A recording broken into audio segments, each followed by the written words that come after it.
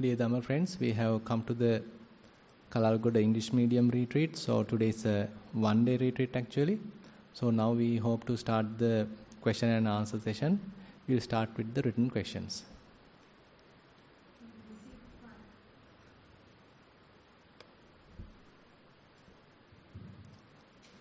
We've received 5 reports. Right. Number 1, walking meditation.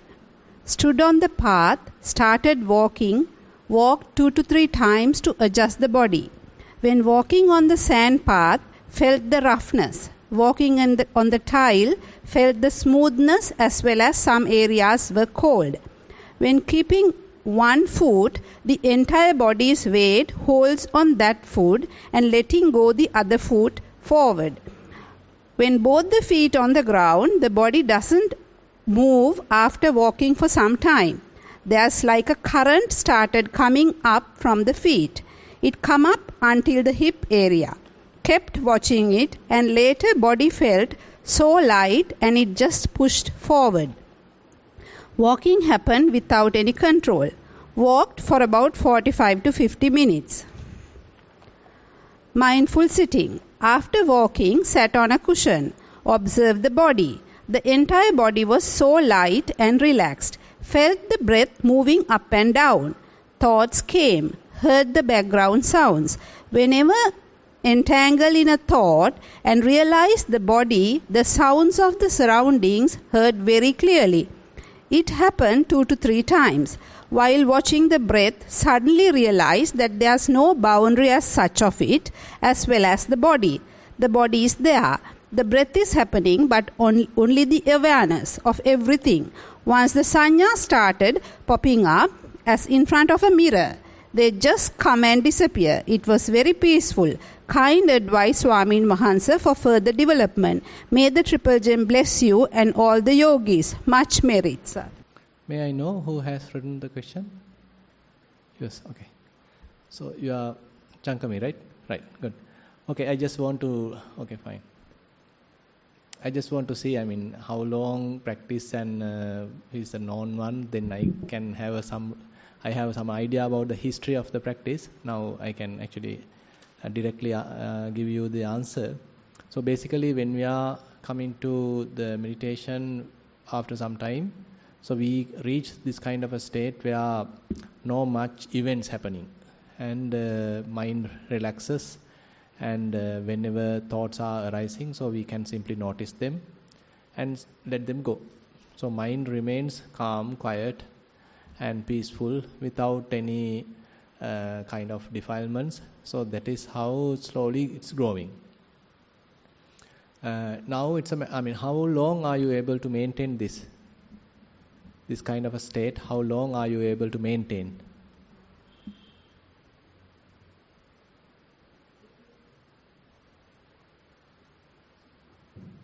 It means, Swamin Mahansa, how long I have been doing this, or like... No. How long are you able to maintain this kind of clarity of mind? I can maintain like for about 1 hour. Sometimes it goes until 1.5 hours. Right. So this is the sitting practice. Yes, Swamin. So are you going to a deep concentration state? Sometimes it happens. Right. For how long now? When have you started to begin this? This started closer to 2 months now, Swamin Mahansa. Yes. 2 months. Was it started with a short period and now it has grown? It has grown. 1 hour, more than 1 hour? Yes. Right. Have you tried that you can take this in the walking as well?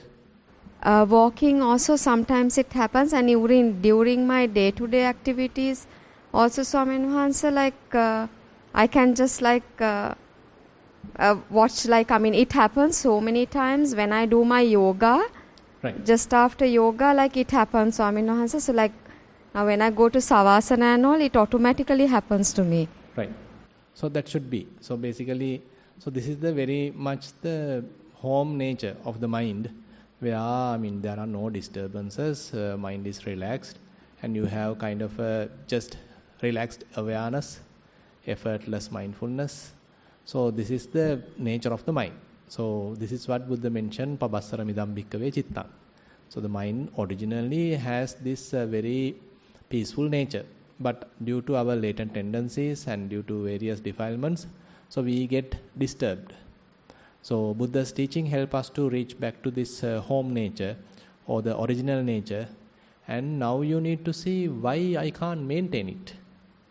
So because so if we have this kind of ability in ourselves, now you understood it is available, its potential is there, so you can simply maintain this pure state of mind. But why can't you have it forever? Why? What do you think? Because of like my attachment, Swamin Wahansa. Attachments represent craving, so many other defilements. So those defilements now we have to see clearly. So now we are using this clear base of mind as a kind of a reference. Before we understand the, say, undefiled state of mind, unpolluted state of mind, now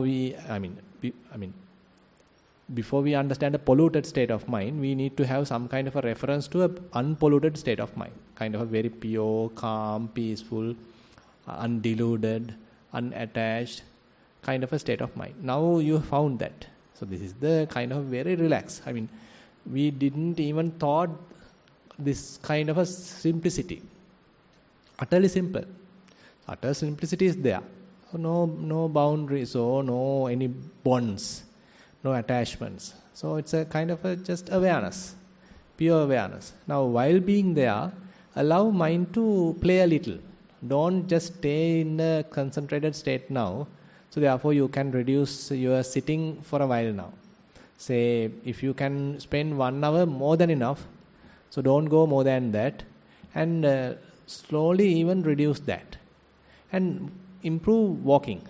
Just while walking also don't look at the sensations now or don't go to any other, say, feelings, etc. Rather just see whether you can maintain this relaxed state of mind. Because this is what now we need to maximize. So we have found a very relaxed, calm, sort of unconditioned or unbound state of mind, and now it's a matter of enhancing it, making it available everywhere. So if you can, say, use it. Now have you had any kind of experience that you can have it while doing another activity? Available, right? So time to time we reach that kind of a very relaxed state of mind even while we engage with different activities. So that is where we understand, okay, this is available. This is something which is available. You don't need to make it. Rather, what you need to do is to remove all these unnecessary parts. Those are what you call the intruders or the strangers to the mind. So once you remove it, so naturally what we have is this kind of a pure state of mind.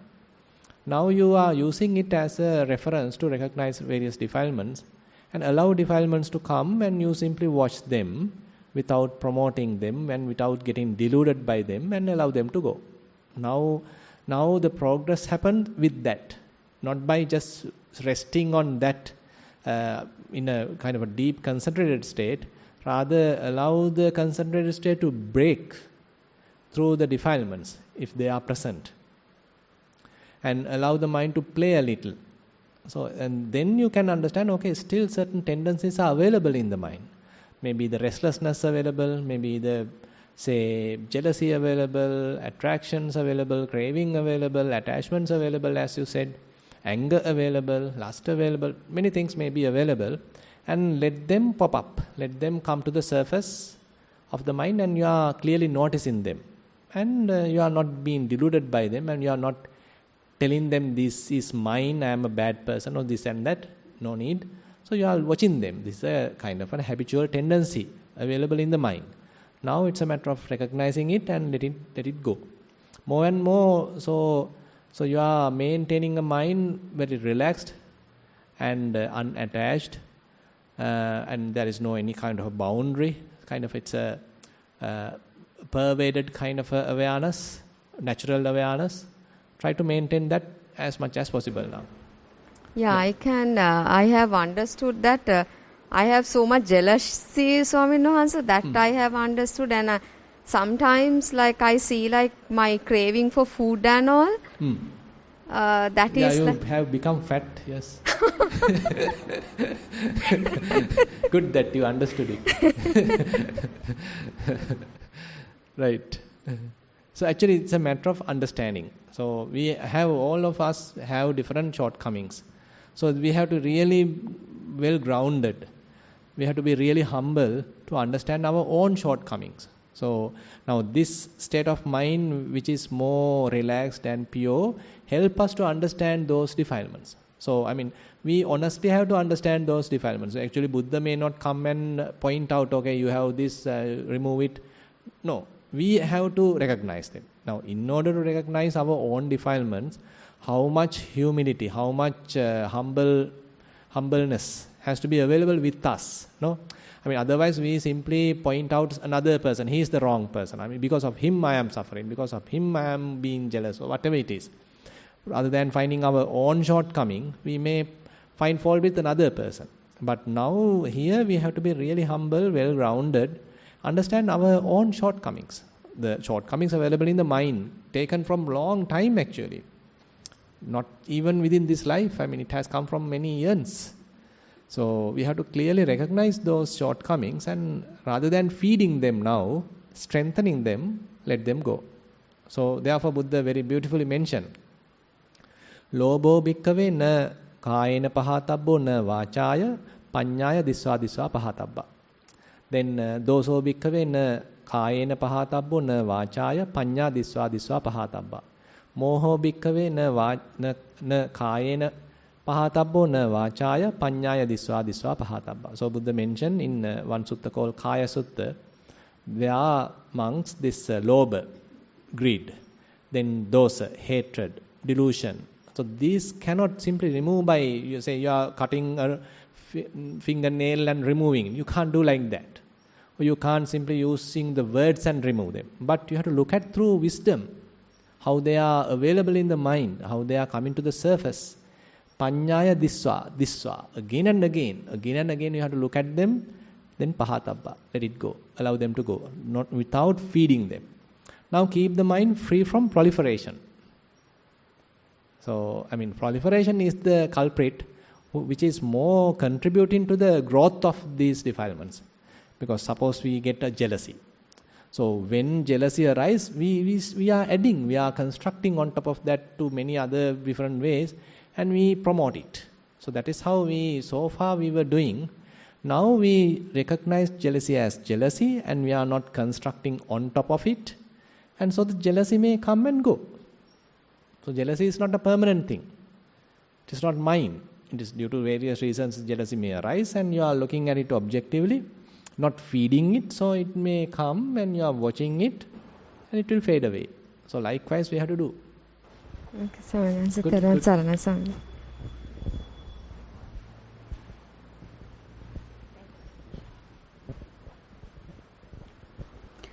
Report number 2, experiences. Theruvan Saranai, Most Venerable Swamin Wahansa.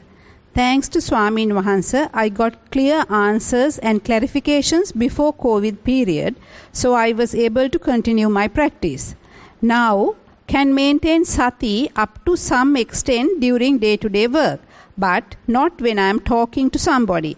I experience this no thoughts zone even when I am not meditating. Sometimes I experience this passing away thoughts so fast, just like caught to very fast moving wind. Can't recognize anything. Next day, a lull period. I noticed I lost my interest when see friends, not like earlier. So is this the way to continue meditation? I listen to Sunday Deshana and guess this is the way. Theruvan Saranai. Yeah, same thing like mentioned to Chankami previously. It's very much the same. So most of us will reach this, and this is something available as human beings. So that is why Buddha encouraged Pabassara midam bhikkave chittang tanchako agantukehu pakkilesehu pakkilittang. So amongst this, the original nature, the say pure nature of the mind is quite luminous. Luminous does not mean that it's kind of radiating different colors or something like that. Rather, it's luminous in the sense, I mean, it's transparent. There is nothing there. So all whatever the things, conditions, thoughts, feelings, perceptions are very much like conditioned phenomena. Due to various causes and conditions, they temporarily come to the mind. But they are not the real mind. So they are the visitors to the mind. So what we usually do, we invite visitors and we offer tea, offer cakes and this and that, and now they become our house members. Now they are available. So then I am quickly getting angry, I am quickly getting lustful, quickly getting say jealousy and all sort of things, because I am closely associating them. I am making them be friend with them. But now this practice helps us to recognize them as they are, as they truly are. And now we are not promoting them, we are not having any befriending with them, we are looking at them objectively. And so as a result of that, so they can't find a footing in our mind. So they are visitors, they are merely visitors now. And we don't need to really even too much worry about, because they go. They have the nature to pass away. So that's something that we can have some confidence, because sometimes actually more we see defilements. The last year also I had lust. Last month also I had lust. Even now I have still lust. Getting discouraged sometimes. You see, we were practicing. It's not that we are not practicing. Still practicing, but still lust is available. Still anger is available. Still jealousy is available. So sometimes get discouraged. So just now, just before coming here, I was reading one tricycle, this daily email. So very nice simile given there. You know, there's a very huge vessels carrying lot of containers. Those are the container ships, very huge, right? One recently that blocked that Panama or something, right? So very huge. How are you going to turn it? Now, is it possible to turn it like a motorboat? Because say when it's a motorboat, then you can take a very sharp turn and turn back, take a U-turn. How this a huge vessel, container vessel, how is it going to have a turn? No. Yeah, that rudder, no? What is that called? Rudder. So, rudder. The rudder has this maybe 1 degree, 2 degree change. Just a 2 degrees change only.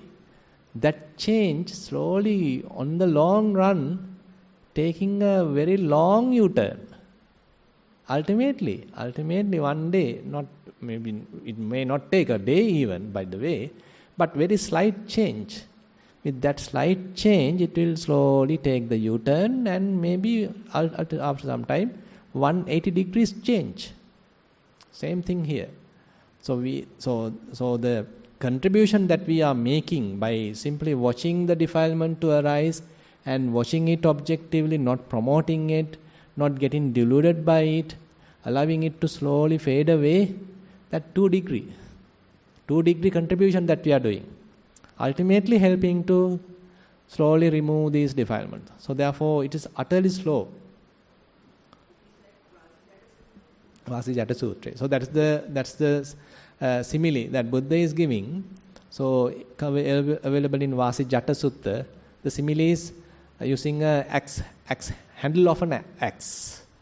So there is a person whose occupation is to cut trees using an axe, and he is using kind of a wooden handle using which he is holding the axe. So when is it? Can you measure how much of this handle being worn out because of a daily cutting of trees? Can't measure. Or almost unnoticeable. But one day he will understand, I can't use this axe anymore. I have to fix a new handle to it. Same way Buddha mentioned, so these defilements, asavas, are slowly removing, slowly diminishing, eradicating. But one day you will notice it is not available now. It's not bothering me. They are not active at all now. So daily practice can't give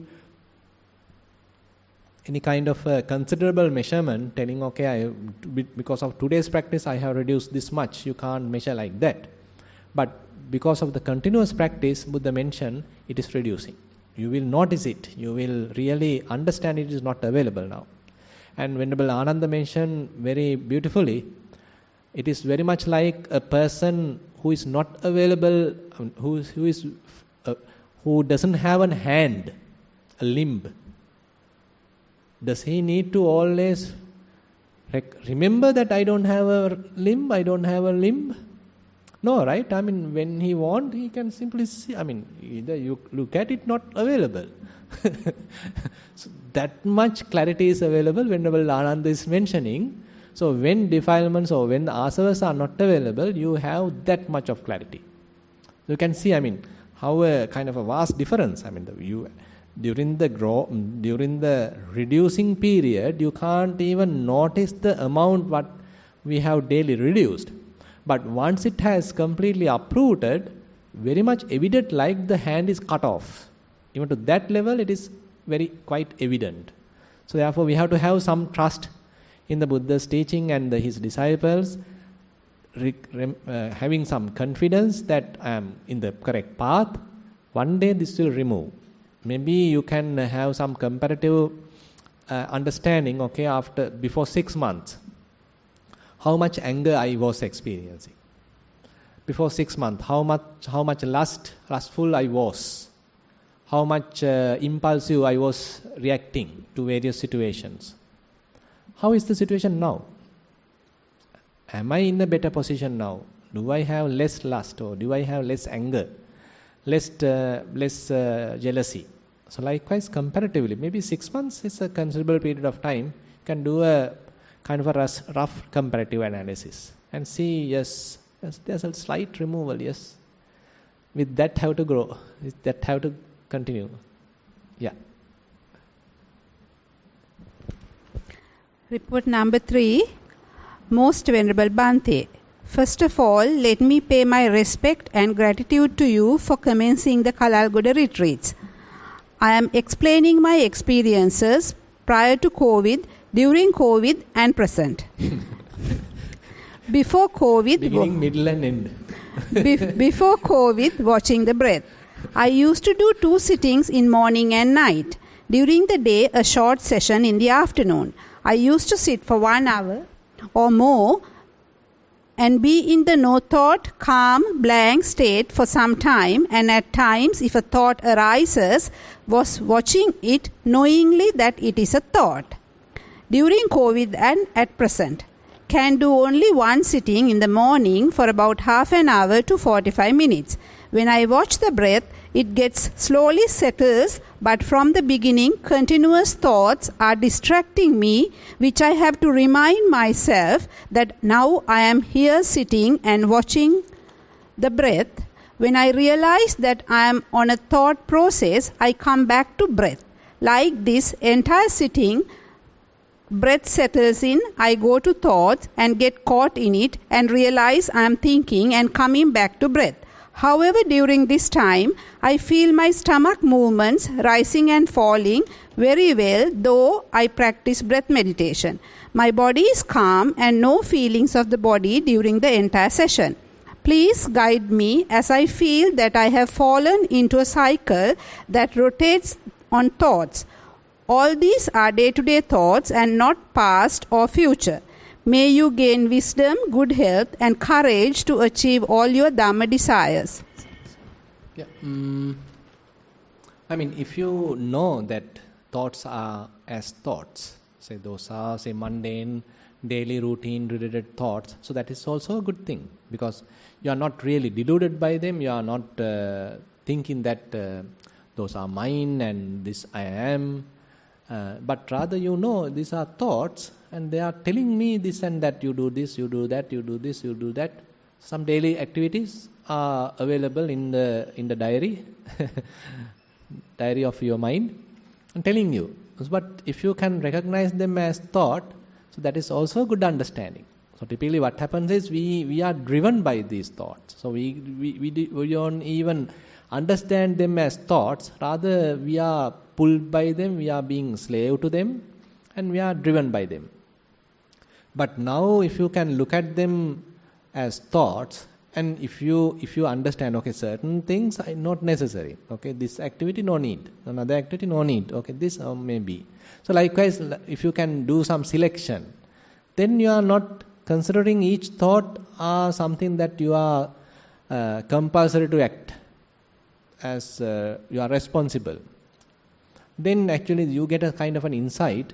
So they are merely thoughts arising due to causes and conditions. If necessary, I can act upon them. Otherwise, I can neglect them. I can ignore them. So now, you are more and more, you are having proper perspective to different thoughts. They are merely thoughts. So that understanding grows now. They are thought. I don't need to consider them, or I need to consider them. I can select them. I can either neglect them. So the control is in your hand now. So if you are continuing like that, so then later, suppose now you go to the sitting. Now remember, sitting practice is a place you are recognizing thoughts as thoughts. Whatever the activities that mind is proposing, you have to ignore or postpone for the moment. Say there are various future activities lined up and mind is telling you do this, do that, do this, do that, etc. But right now you simply have to postpone. Now assume that different thoughts are arising, you are watching it, it's a thought related to the future, I am postponing it, gone. Another thought is another something proposal, I am not doing it, I am sitting now, neglect it, gone. Just do like that. So now slowly you are back in the Chittanupassana. So there is a possibility that you may get a more insightful understandings using this kind of a practice. So you can therefore switch to understanding thoughts, because now you have some clarity about different thoughts. Now you can further improve it. Recognize thoughts as thoughts, not to being carried away by them. Watch them objectively and slowly let them go. Then you may get more clarity in the mind, and there may be a possibility even that you may experience freedom from thoughts. So if you can experience, that is also another achievement, another insight that you may gain. So therefore, don't think that this is a kind of a sort of stagnation or just being in the same state. Rather, thoughts are there, but they are merely thoughts. You can watch them. You have the ability to clearly understand them as thoughts, not to get carried away by them. So start operating with them. So just now start with that. So therefore, don't look at them negatively, but rather now start doing it. So welcome it and use them as raw material for your practice. Yeah.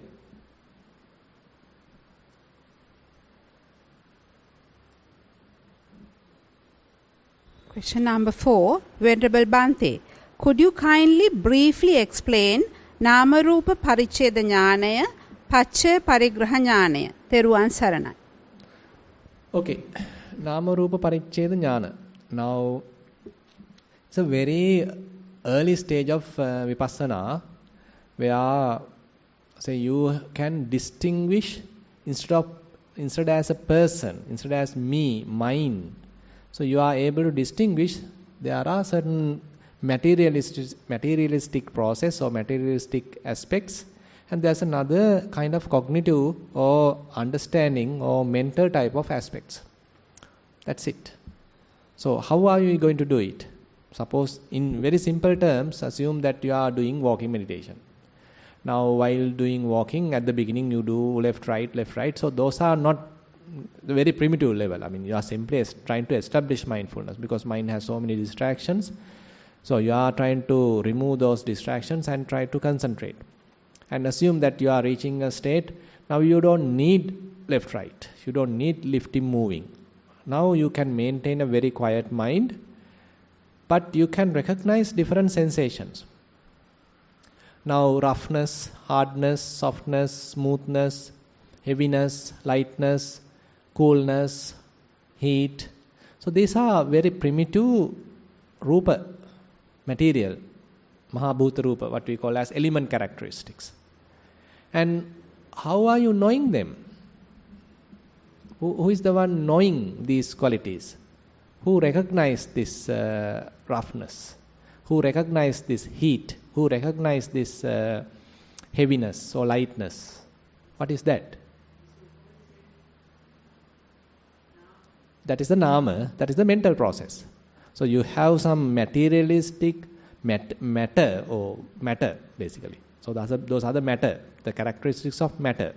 Hardness, softness, smoothness, flowing, cohesion, moving, heated, etc. So all are the characteristics of the matter. So in order to understand the elements characteristics or the characteristics of this matter, we have some kind of a skill, some kind of an ability. So that is mental. Other than these two, what is available? What else is available? Sorry? Consciousness. Nothing other than that. So that is a very early understanding. So because we started our practice as I am walking, I am so and so, I am walking, I am at Kalalgoda. So after a long time I came to Kalalgoda. So all these fantastic ideas are available with all identifications. And I am practicing walking meditation. So this is how we start. But later, as we properly establish mindfulness and as we properly start to recognize these element characteristics, then we reach the stage. So element characteristics is only available. There is no me. This is not my body. It is not I am walking. I am at Kalalgoda. So all these conventional things drop. No value. Now you only notice hardness. Because assume that you are walking in a rough, flow. So you are continuously experiencing hardness. When you are lifting your leg, so you feel some heaviness, then maybe lightness. So different characteristics are available. So who is the person knowing these characteristics? So there is no person, there's a skill or there's a process, mental process available to know distinctly different these element characteristics. So therefore we mention, so other than this mental process and the material process or the characteristics of the matter, nothing else. So this is where we distinguish these two. Previously we have I. Previously we have a person. I am a man, I am a woman, I am so and so, I am a Sinhalese, I am a Buddhist. All different notions were with us. But now everything gone. Now we have mind and matter. We have a mental process and then we have a material process. That's all. So if you come to this kind of an understanding, so then we say, okay, you have come to the Nama Rupa Paricheta Jnana. And assume that you are continuing with this practice. Now, probably you may understand what are the real causes to arise these different material properties. And probably, so later you, rather than being in the, matter, so you may even understand, okay, there are different feelings. Walking happens, but most of the feelings are equanimous. How these equanimous feelings are happening? So, okay, my left, rather than telling my, I'm just telling that word my just to explain. So the foot is over the ground, no much feeling. But when it is touching, there's a feeling. The contact causes feeling. So there is no contact, now contact, there is a feeling. Immediately the contact happens, I get a feeling. What is this? This causes that. So there's a contact.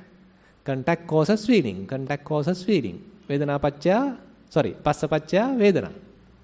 So likewise, with very slight such kind of events, you can recognize this causality, the conditioned nature.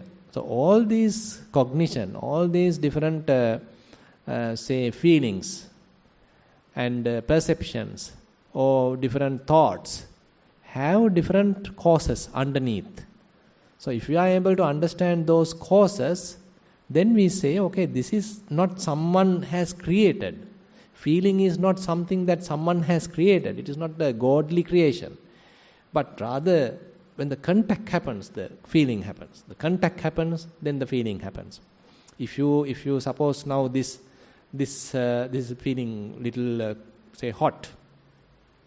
Now the contact has some properties which is producing such kind of a feeling. So the contact is the one determining what type of feeling is going to produce. So assume that you are touching kind of a, say, hot, something burning. So then you feel burned. I mean, you feel a painful feeling. So the contact is producing such kind of a, it has the potential to prepare that kind of a feeling. So therefore, if the contact is such that which has the ability to produce painful feeling, then it produces painful feeling. If the contact is such that it has the properties to produce a pleasurable feeling, then it will produce pleasurable feeling. If the contact is such that which has the qualities to produce a equanimous feeling, then it produces equanimous feeling. So this causes that. Contact causes feeling. So likewise, if you are continuing your practice, then you will understand, okay, there's a causality. It is not that I make it. It is not that some external factor, external entity, external person make it. But causes are there. When the causes are available, obviously the condition happen or the result happen. So this we call as Pacce Pariggaha Jnana. So the understanding of the causality. So more you go deeper, once you reach, say, Chittanupassana, Dhammanupassana, then you go to the mental aspects as well. So I have used a very easy node to explain you, but more you practice Chittanupassana, then you come to the earlier levels, how, say, a feeling causes craving, or how different sense bases produce different contact, and how different name and form, kind of a mental image, promoting kind of a physical action, that is the salayatana, activation of some, say, eyes, ears, nose, etc. And likewise, how name and form has a relationship with the consciousness. Those are actually very deep and very subtle aspects of the causality. But what a yogi easily may understand is that what I have explained, that contact causes feeling, is a very easy link that we can practically understand. But it has a very deep understanding, so you can apply it for almost everywhere. Conditions are there, causes are there, that produces results. There is no creation, there is no any external God or someone making them, but there are causes and conditions happening throughout. So that understanding is called Pacce Pariggaha Jnana. Yeah. Yep. Mm-hmm. Yeah. So you can use the mic.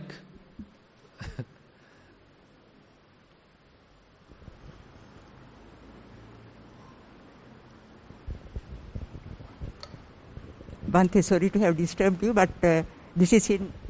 Yeah, this mic little sound is reduced, nothing to worry. I mean, just continue. I think it will be recorded. I don't know. All right. Bhante, that is not my question, but then right. again... Dilhara, can you little increase the volume and see?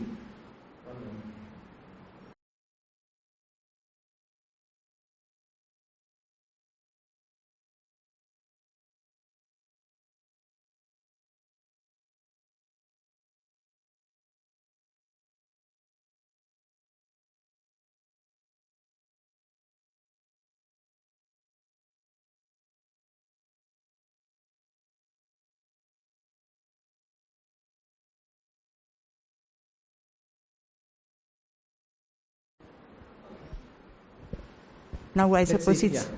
Now I suppose it's okay, all right? Yeah, now right. you can speak. All right. That's not my question, but I have a question regarding the first one. You know, Bhante, now we can very well understand Nama and Rupa differentiation intellectually, and but practically. Not practically. So theoretical understanding is not enough. Yeah, that's it. Practically also understand, but it does not get established in the mind. It again and again the self comes. I think that is due to the sansaric practice. Yeah. So the thing is, I feel that when we are experiencing that kind of a thing at the beginning, it gives a kind of a remarkable awakening in us. Yeah. But later, as we continue for many years, again that all stuff can come to the mind, forgetting that's insight. Okay, telling again, I'm here, I'm Rani Rajapaksha, why not? Likewise, say, so the all notions, all our say thinking patterns can come back. So again and again, therefore, we need to practice and strengthen those insights. So insights are not yet well established. Yeah. And again, I mean, it is not the same insight that is always needed, but there are very other insights as well. Say, understanding the impermanent nature, understanding the suffering nature, understand the non-self nature. So those are also further strengthening. So it's a collection of insights working in coordination. So different times, different insights are helping us to penetrate the delusion. So therefore we don't need to say that I didn't cover, I didn't really have the Nama Rupa Paricheda Jnana, so no point of going there. I should first develop this to the full extent. No need. I mean, you can continue your practice. So time to time, I mean, they typically, theoretically say there's a gradual development of insights. There may be, but there are other possibilities. Okay, you get different insights at different places. Say that's while true. you are practicing, so sometimes probably you get Nama Rupa Parichita Jnana. Then you get Paccaya Pariggaha Jnana. Maybe you get understanding, okay, rising and passing away, Udayabhaya. So likewise different things. And after a while again you probably get Paccaya Pariggaha. That is true. Yeah, So these insights, therefore we can't say they always happen linearly, they never happen the other way, opposite way. So we don't need to think that way, because you know that linear relationship is only mentioned in the textbooks. Textbooks. No, not as Thero says. Even in the books, in the Buddha's teaching, there is the Rattavinita Sutta, which was the source for path of purification, Visuddhimagga. So that is the linear relationship. It is emphasized, but that is not the only method available. There are so many other methods available, and therefore now even the Satipatthana. So you can't really say it's the only, say all these insights, all 7 purifications have the real linear relationship in the Satipatthana. You can't say like that. Yeah, that is so true. Different insights are available at different places of Satipatthana. It's very difficult to predict. We can have some rough idea. We can say, okay, this is the way it is going to happen, but we don't need to really restrict things happening, but let them happen. So it's our duties simply to continue our practice and let the insights arise time to time as the proper conditions are available.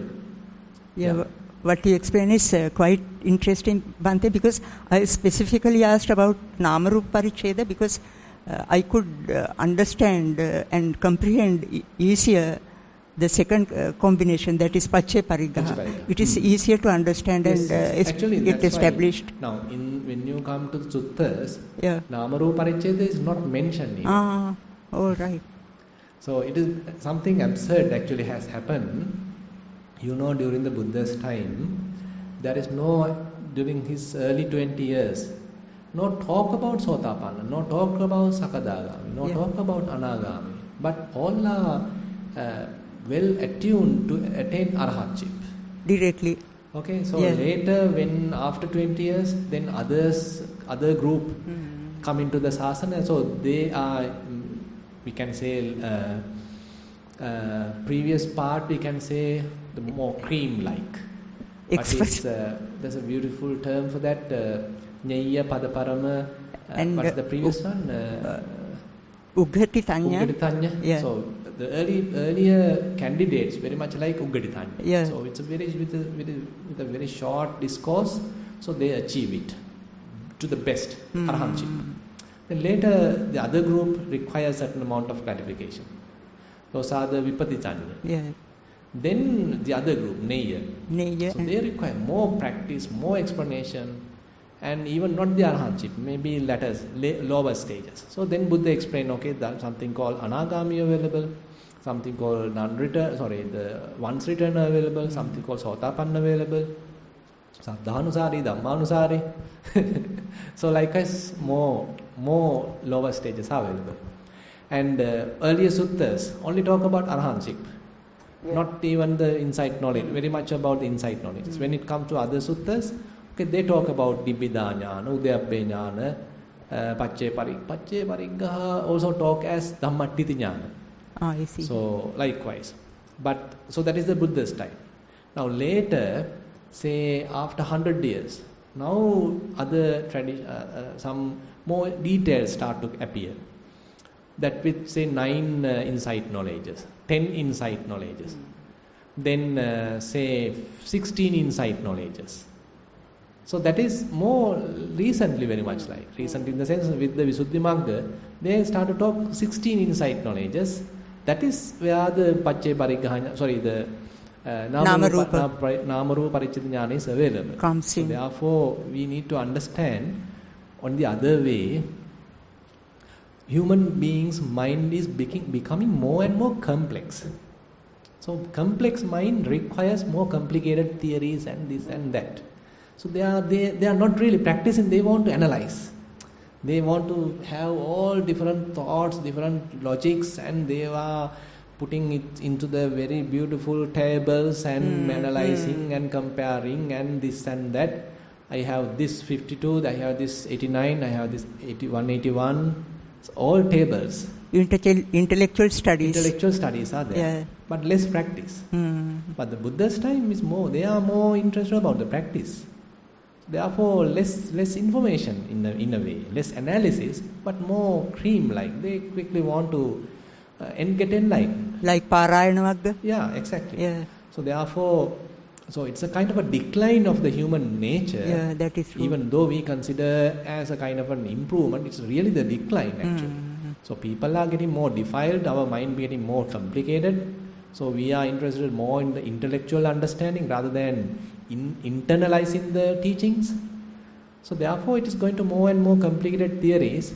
And as I mentioned, during the early stages of the Buddhism, it has a very, very few attainments, we can say. Later broaden to 4, then even go to say 8 something, then even go to even the Sotapanna, you can stay another 3 levels. Say Ekabiji, Kolankola, Sattu Parama. So likewise many divisions are available. And even comes to the later, then 9 insight knowledges, 10 insight knowledges, 16 insight knowledges, so many things. Yeah. More complications. That is so, so if we think that we have to go through each and every step, I have to understand all 28 rupas, I have to understand all 52 cetasikas, I have to understand all 89 chittas. Not necessary. All right, sir.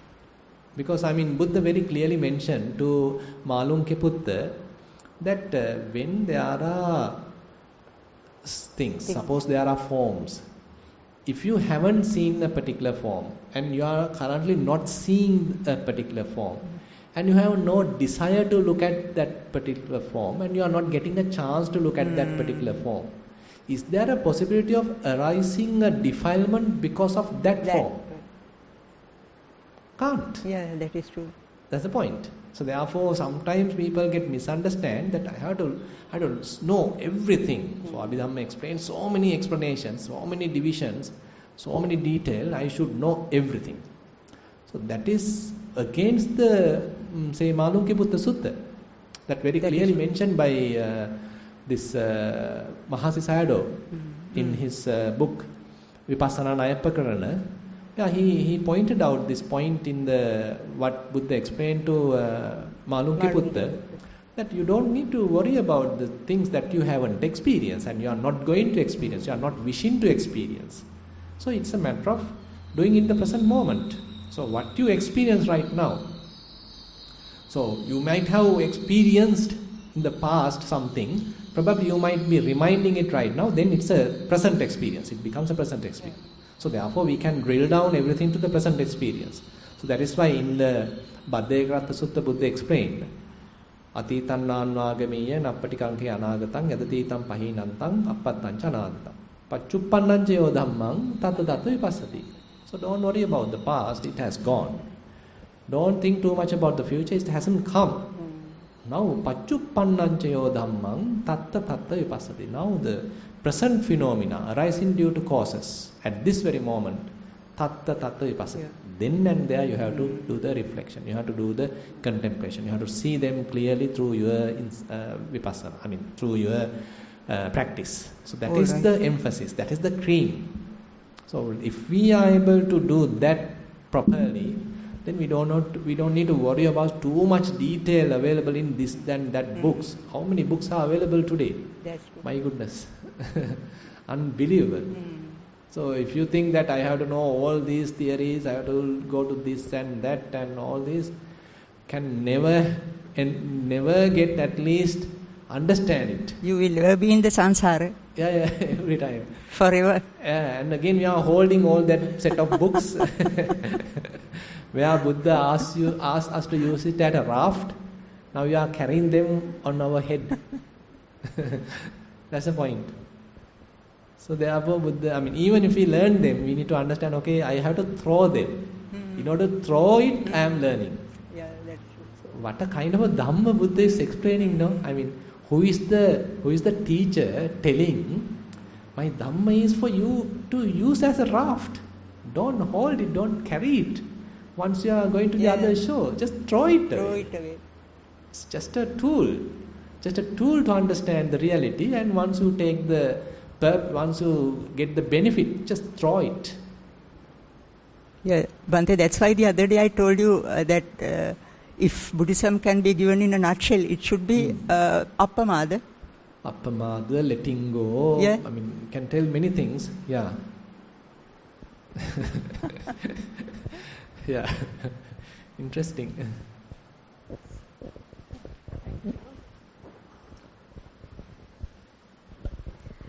Report number 5. You have a question? Yeah.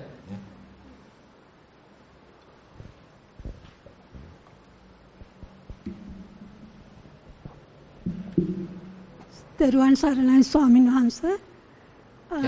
Whenever I meditate outside, this feeling is there. I don't know whether it is a feeling, but as soon as I sit,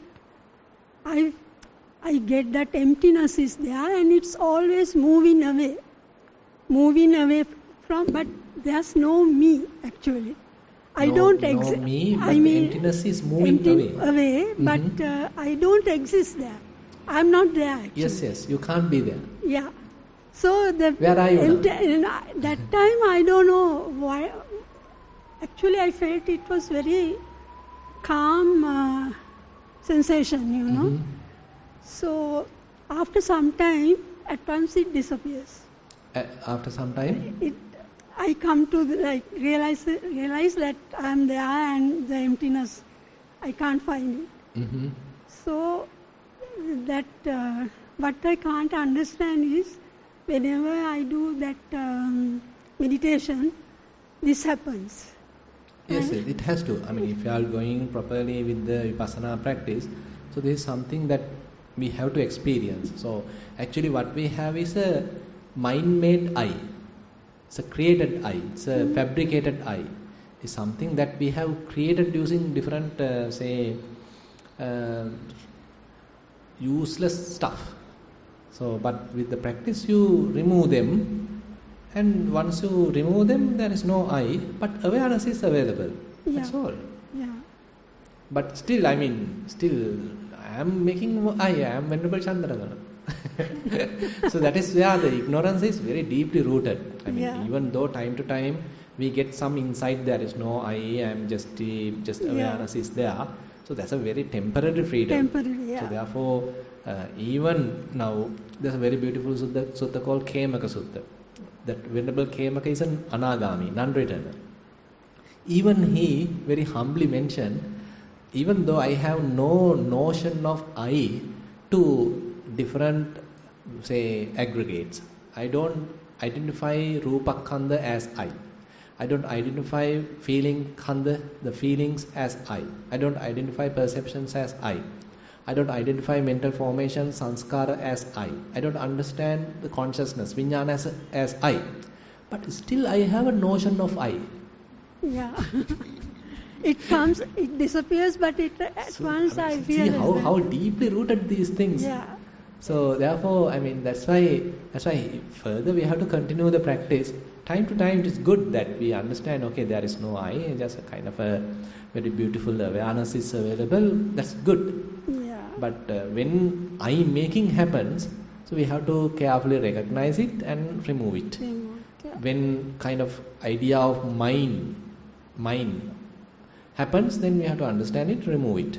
So likewise, we have to slowly go. Yeah.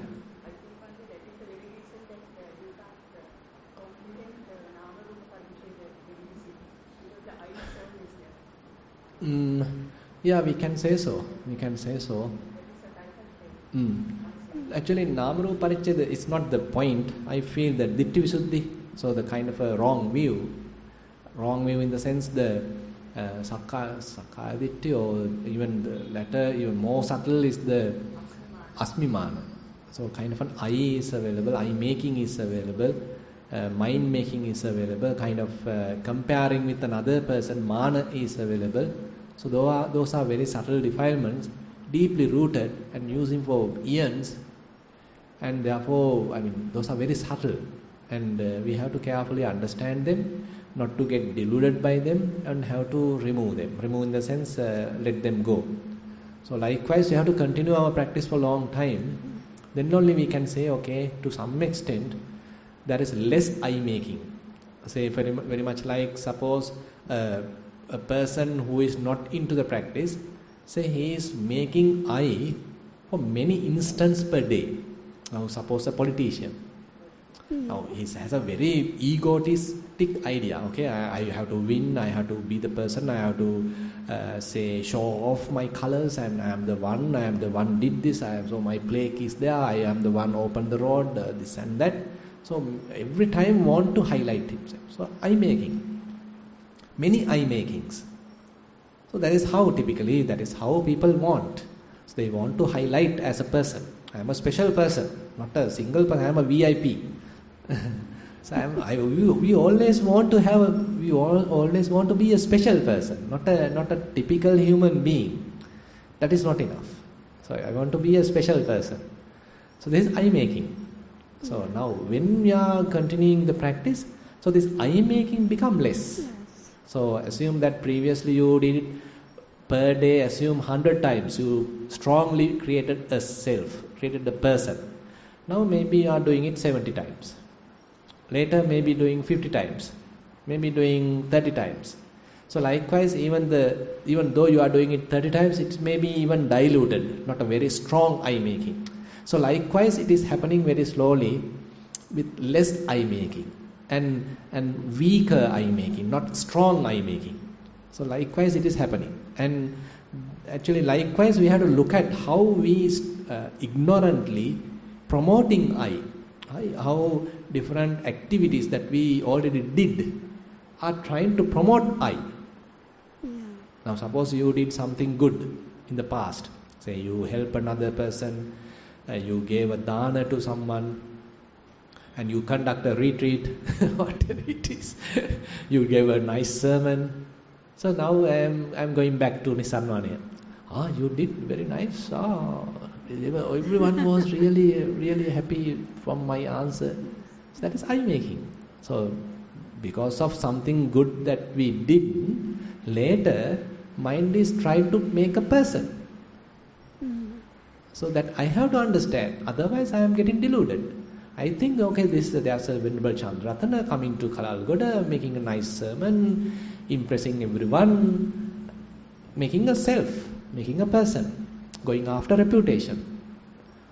How are we going to go against the grain? So this is how we are doing. I mean, we have to do this also. Then only we can understand how eye-making happens, how the conceit can arise. So when it is arising, slowly we have to remove it. Very interesting. Thank you, Swaminatha. Yeah. And when we do Anapanasati, all Satara Satipatthana is coming together. No? Coming. Yes. Actually, Anapanasati Sutta explains that.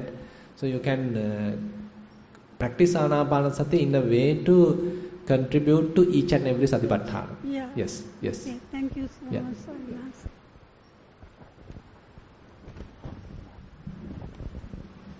Number 5, Most Venerable Bhante, could you kindly explain Salayatana Nirodha, Theruvan Saranai? Yeah, Salayatana Nirodha is the Nibbana. So you can ask from Buddha, what is Nibbana? So Salayatana Nirodha, so you can explain it little more detailed manner. So there's a very beautiful sutta called Loka Kama Guna Sutta.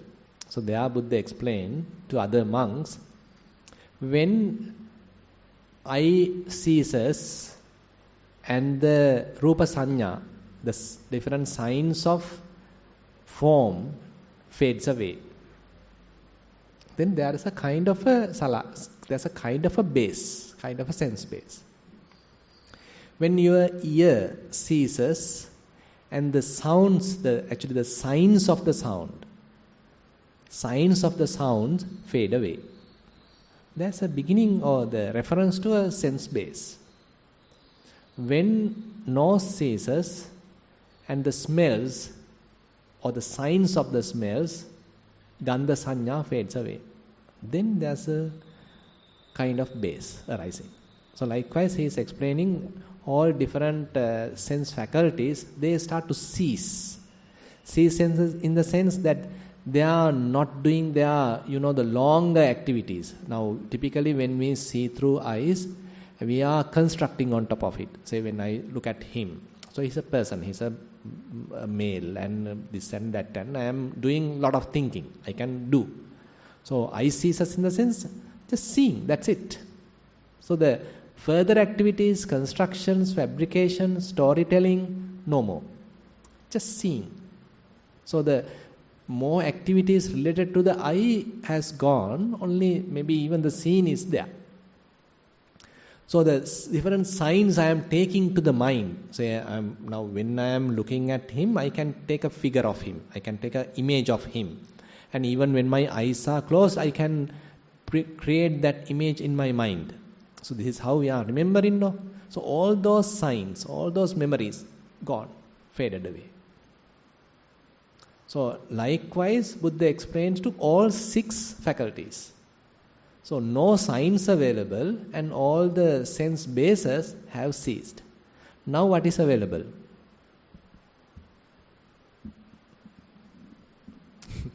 So that is called Salayatana Nirodha.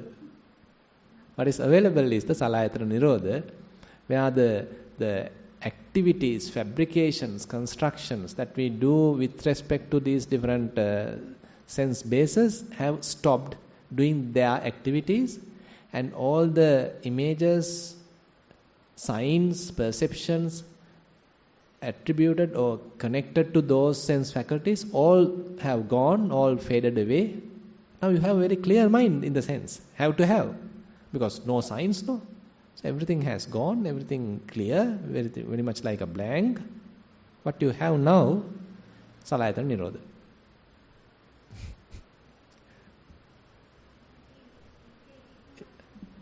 Very much like, exactly. So when you reach that stage, then another way, Buddha explained, ditte dittamattam bhavisati. So what you seen is just seen.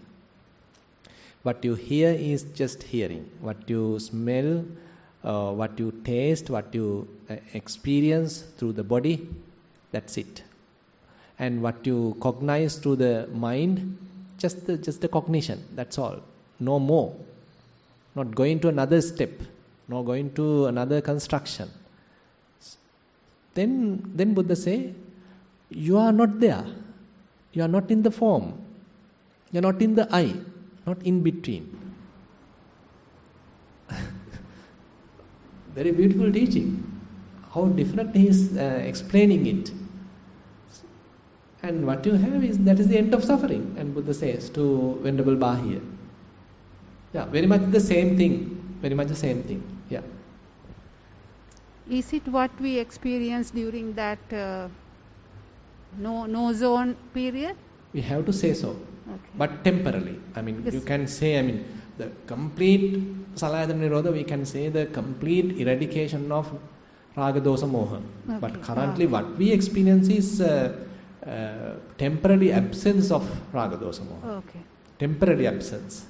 We can't say I am permanently free from Raga, Dosa, Moha. Only for that moment. For that moment I am free. Yes. Exactly. For that moment I am free. I can actually appreciate that. I have to encourage that. I have to enhance that. So, yeah. Does that mean that the normal process stops at Passa? Sorry, I can... The normal process stops at Passa. Passa. Yeah. Uh-huh. Is that so? Passa Nirodha. Yeah, we can say so. Yes. So, Passa Nirodha in the sense... Now, typically, Buddha mentioned in that, Majja Sutta. So, typically what happens is, because of craving, we are going from contact to the contact arising. Passa and Passa Samudaya. So, these are the two ends that we are always associating. Neglecting the middle, that is the Passa Nirodha. So, Salayatana Nirodha equals Passa Nirodha in that sense. So, there is no contact. Contact in the sense, that is why there is no feeling. Feeling in the sense, we can feeling upasama, calming down of the feelings. Because with arhants, they don't proliferate or they don't divulge in what they feel, but it stops. The process stops there. That's what I thought. Process stops there. No, those are little carefully we need to understand. Yeah. So the very pure, very best form of Salayatana Nirodha, then we can say they are experiencing during the Arhat Phala Samadhi. But what they experience during the daily matter, in the mundane time. They are kriyasit neda, Swamin Wahanse. That likewise we can say. Yeah. That we can say, okay, they simply see, that's it. They are not proliferating. They simply hear, that's it. Just that, they are not proliferating. Yeah. And they know, smell and taste and all these things are there, but not proliferation. But they haven't come to the level that eyes, ears, nose are completely ceased and no operation at all. We can't say like that. They, as she mentioned, seeing is just seeing. Seeing is there, but seeing is just seeing. That's all. No more. So therefore, there's a slight difference. I am also still arguing where, what might happen during the Arhat Phala Samadhi and what an Arahant experiences the daily activities when he is not in the Arhat Phala Samadhi. So you have to become an Arahant and tell me. But Bhante, in one I am also trying to understand, still didn't get a proper answer. Bhante, in one sutta, Buddha says, කපිලවස්තුවෙන් එන සුළඟත් මට සැපයි. ඒ කියන්නේ කපිලවස්තුවෙන් එන සුළඟත් මට සැපයි. Yes. That is where when Vidudaba is going to kill all Sakyans, so Buddha sit in between and tell to Vidudaba. That's it. So that means that he is somewhat, he was enjoying it. I feel that he is explaining his humanity in a way. He's explaining his humanity. Now all his relatives going to be a massacre, kind of a complete disaster. Now he's just trying to make a little effort to stop it. Telling I am sitting here, There is no, because Viduddhava is telling there are very large trees here. Why are you sitting under this tree? There are no leaves in this tree. Why are you sitting in this tree? Then Buddha's mentioned, the wind coming from the Kapila Vastu is still giving me a pleasant feeling. I feel, it's a very touchy, you see, because it's an edge of the massacre. Now Buddha is trying to give a kind of a effort to stop it. Can't. I feel, rather than giving him a very sophisticated sermon and you are Paramatto, any of these, telling that I am feeling kind of a happiness when the wind is coming from Kapila Vastu. It's kind of giving a very, I feel it's a more humanity. Very original. Available in the Buddha. Original and simple. Yeah, exactly. Yeah. Very interesting. Actually, as a teacher, there are very, immeasurable qualities in the Buddha. Unbelievable qualities. Sometimes talking more deeply onto the more sophisticated and philosophical things, and another time talking about not to kill, not to steal, and that kind of things. And very beautifully handling this wisdom, ethics, humanity, and obligations, and all these things. A combination of so many aspects, not just in one aspect. It's a combination of so many aspects of the society. As an individual has grown and has a wisdom and compassion and looking after various social aspects of the whole human beings. Yes, actually, being a prince and being a king, the similars he has taken, the carpenter, the hen, how the hen lays 10 eggs and how they get hatched. Sorry, I didn't get you. Vasijatopama Sutta itself, it says about the hen. Yeah. Okay, 2:15. Yes. Okay.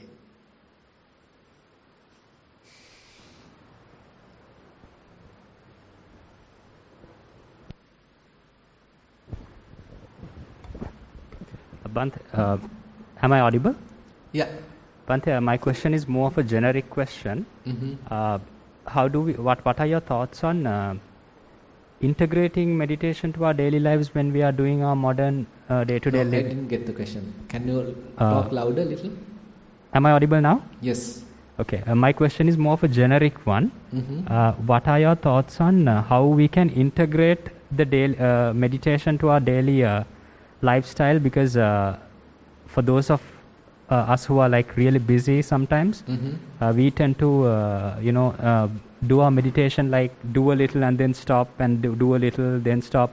But Dhammajiva Hamdro calls as chameleon yogis or hoda madedana, he says.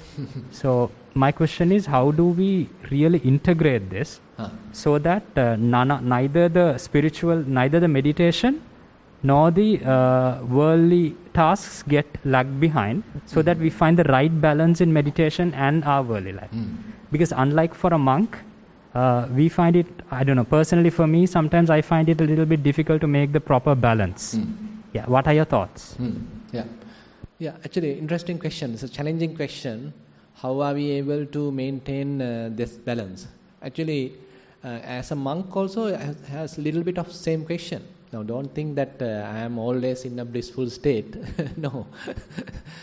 So, more and more we get older, more responsibilities, more problems. And when my phone is on, many calls, maybe from the office, maybe from another monk, maybe from Priyanka, maybe Dilhara. Many problems. How to balance my practice with these problems? Same thing. Everyone has the same kind of a thing. So what is the proportion? Actually, these questions also have to come. Then only we can see whether I can bear it. I can maintain my integrity. So now say you are simply alone, no one to bother you, and no way to arouse your defilements. Then how do you know where you are? you can easily go to a higher estimation, wrong estimation, overestimation. You can think, okay, I for a long time I didn't get any lustful thought. For a long time I didn't get any disturbing, any ill will thought. Probably I might be an unreturner now. Can think like, no, because for a long time, for many months, I didn't get any slightest lustful thought. I didn't get any kind of an angry thought. Why? I am an unreturner now. You can get such kind of an overestimation. But daily, say when you are exposed to various things, troubles from the other people, disturbance from other sources, then are you able to bear it? Are you able to quickly come back to your peaceful state of mind? So if that is a skill, that is not easy. So that is where the practice helps, what we call as resilience. So when your mind gets disturbed, how quickly you can return back to the normalcy, return back to the, say, very peaceful state of mind. So it has to happen through your practice. So therefore, not complete deprivation from the daily activities or your office work, your homework, family work is not the solution. So, and completely attached with that and neglecting the practice is also not the solution. So how to have the balance between these two? So as lay people, time to time, of course, if you can dedicate yourself for a retreat, that is completely, at least for some time, you are away from your family and you are developing your skills, that is also needed. Then once you achieve it, are you able to maintain it for at least some period of time? It may decline, as you said, hoda made dano. I mean, it will decline. Again you go, another retreat. So likewise, slowly, you are able to retain these skills. Not immediately. I mean, you are slowly getting the skill to retain some amount of these skills. Then you understand, okay, now I am going through some difficult situations, but still I am able to be mindful. Still I am not crying. I am not really shocked by all these incidents. My relatives are doing something, my husband, my wife, my children are going through some troubles, but I am unshaken. So likewise, the practice helps us to understand this kind of a growing. Puttassa loka dhammehi chittang yassana kampati. Neda. Asokang virajang khemang etam mangala muttamam. So if you think that life is something that because of the practice that I am not getting any problem, and the arahants may not go through any ups and downs of their life, it is not. They may go through all the difficulties as human beings, but they are unshakable. That unshakability has come through the practice. So we have to develop the practice and we have to put ourselves into test and see through the daily activities how much practice has helped us to maintain the peacefulness of our mind. So try to have both. So introduce to your lives, say in the morning I am practicing maybe walking and then sitting. During the lunch time, if I have a lunch break, I am doing some walking and trying to observe my mind. Maybe on the way back, I am trying to be mindful. After coming back home, I am practicing. So likewise, we need to have some practice. And later, it becomes part of your life, part of your daily routine. And once it has become daily part of your routine, then very much like managing it. And now you have some amount of mindfulness, and now you can fill other areas where you don't have mindfulness. Say when you are talking with another person, probably at the beginning you don't have mindfulness. But now you are trying to have mindfulness even when you are talking with another person. Say you are in another activity. Previously you didn't have mindfulness, but now you are trying to be mindful even in that activity. So likewise, filling the gaps. So that is how we have to grow. So always we have to bring our practice to our daily activities. So otherwise, I mean, we are not really merging it. So both has to go on. Okay, I think we have come to the end of the session. Now it's 1.5 hours almost. So thank you very much for the interesting questions and active participation. So we'll meet again at 4 p.m. for the Dhamma sermon. Theruvan Saranai.